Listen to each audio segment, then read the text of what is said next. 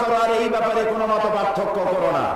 জামাত ইসলামী বিগত 8 শতাব্দী পূর্বে এই উর্বর জমিনে তাওহীদের বীজ বপন করেছিল।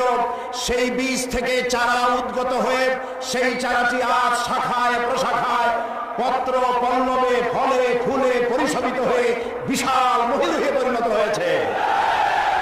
এই জামাত ইসলামের একজন নগণ্য কর্মী হিসেবে আমি নিজেকে ধন্য মনে করি, আল্লাহর শুকরিয়া আদায় করি।